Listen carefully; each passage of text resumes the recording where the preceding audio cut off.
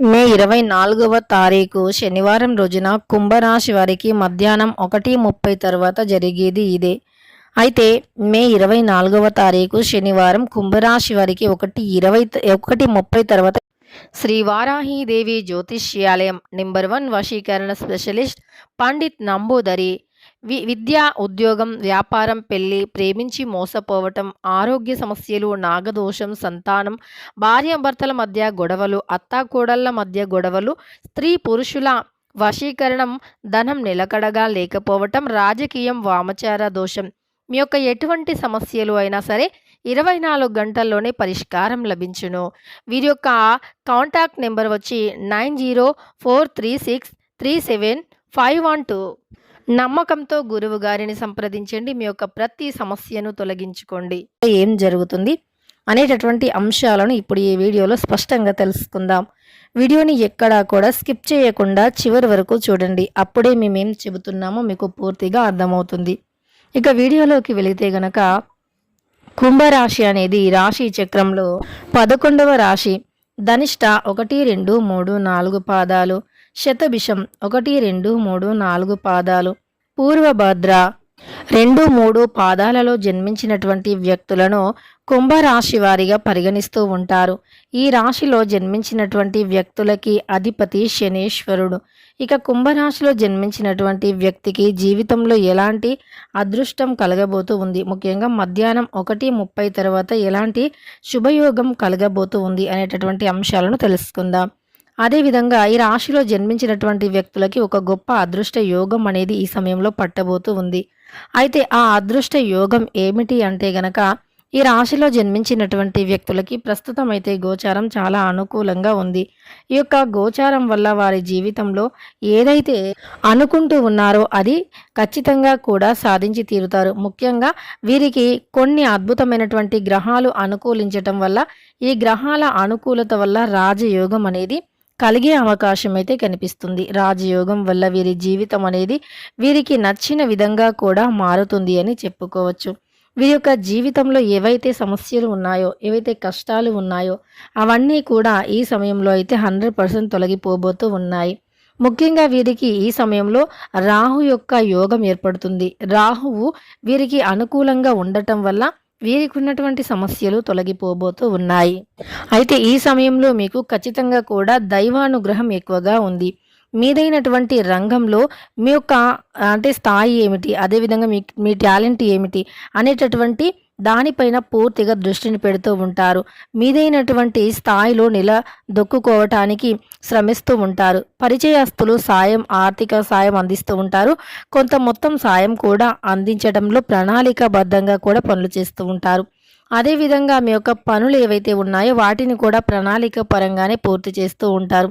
మీ యొక్క చొరవతో శుభకార్యం కూడా నిశ్చయమవుతుంది. పాత్రల్లో సవరణలు అనేవి సాధ్యమవుతూ ఉంటాయి. ఏవైనా చిన్న చిన్న సమస్యలు ఉన్న, చిన్న చిన్న తప్పులు తెలిసి తెలియక చేసినా సరే వాటిని కూడా ఈ సమయంలో సవరించుకోవటం సాధ్యమవుతుంది అని కూడా చెప్పుకోవచ్చు ఈ రాశి వారికి.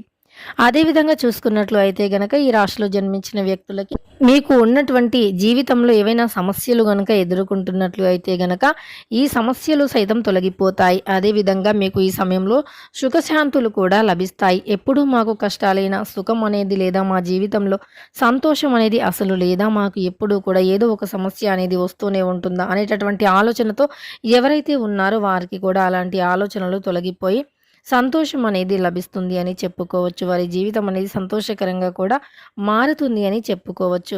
వారికి అత్యంత ఉన్నతమైనటువంటి స్థాయి కూడా లభించబోతూ ఉంది. వారి జీవితంలో ఉన్నటువంటి అనేక రకాల సమస్యలు కూడా తొలగిపోబోతూ ఉన్నాయని గుర్తుపెట్టుకోండి. అదేవిధంగా చూసుకున్నట్లు అయితే గనక ఈ రాశిలో జన్మించినటువంటి వ్యక్తులకి ప్రస్తుత గోచారం చాలా అద్భుతంగా ఉంది. చాలా అంటే చాలా అద్భుతంగా ఉంది. వీరికి ఈ సమయంలో ఉన్నటువంటి గోచార ఫలితాలు ఏవైతే ఉన్నాయో అవి అత్యంత గొప్పగా కూడా పని చేయబోతూ ఉన్నాయని గుర్తుపెట్టుకోండి. అదేవిధంగా మీకు అవకాశాలు కూడా ఈ సమయంలో ఎక్కువగా అందుతాయి. ఇక కుంభరాశిలో జన్మించినటువంటి వ్యక్తులకైతే ఈ సమయంలో అయితే ఈ విధంగా ఉంటుంది. అదృష్ట యోగం ఎక్కువగా ఉండటం వల్ల శుభవార్తలు ఎక్కువగా వింటారు. దానితో పాటు శుభకార్యాలలో కూడా ఎక్కువగా పాల్గొంటూ ఉంటారు కుంభరాశి వారు. శుభయోగం, శుభకార్యాల వల్ల వీరి దశ అనేది పూర్తిగా మారిపోయే అవకాశం అయితే ఉంటుంది. అదేవిధంగా ఈ రాశిలో జన్మించినటువంటి వ్యక్తులకి సమస్త పాపాలను తొలగించుకునేటటువంటి యోగం కూడా ఉంది అని చెప్పుకోవచ్చు. ఈ రాశిలో జన్మించినటువంటి వ్యక్తులకి శుభయోగాల వల్ల అదృష్టం అధికంగా పట్టి శుభవార్తలు వింటారు. ఎలాంటి విషయాల్లో అంటే గనక మీరు ఒకవేళ ఎప్పటి నుండో మీ మనస్సులో ఒక వ్యాపారం చేయాలి అనున్నా, లేదా ఒక భూమిని కొనాలి అనున్నా, ఇల్లు కొనాలి అనున్నా సరే అవి అన్నీ కూడా ఈ సమయంలో నెరవేరుతాయి. లేదా వివాహంలో ఉన్నటువంటి ఆటంకాలు అనేవి ఈ సమయంలో తొలగిపోవటం అనేది జరుగుతుంది. దానితో పాటు వివాహంలో ఉండే ఆటంకాలతో పాటు మరికొన్ని సమస్యలు కూడా తొలగిపోయే అవకాశం అయితే ఉంటుంది.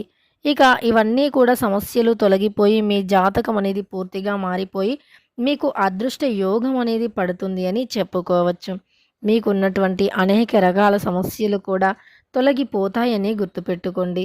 దానితో పాటు మీ జీవితం అయితే ఫుల్గా అంటే మీకు నచ్చిన విధంగా మారిపోవటమే కాకుండా ఎన్ని విధాలుగా ఉన్నటువంటి సమస్యలు అయినా ఖచ్చితంగా తొలగిపోతాయి. మీరు కోరుకున్నటువంటి లైఫ్ని అతి త్వరగా పొందబోతూ ఉన్నారు. మీకు ఇదివరకు ఎదురైనటువంటి సమస్యలు, కష్టాలు ఏవైతే ఉన్నాయో వాటిని ఈ సమయంలో పూర్తిగా తొలగించుకుంటారు కుంభరాశి వారు. మధ్యాహ్నం 1 తర్వాత మీకు ఏవైనా కోర్టుకు సంబంధించిన సమస్యలు ఉన్నా, లేదా భూమికి సంబంధించిన సమస్యలు ఉన్నా అవి తొలగిపోయి ఇక కుంభరాశి వారికైతే తప్పకుండా ఇలా శుభవార్తలు వినే అవకాశం అయితే తప్పకుండా ఉంటుంది.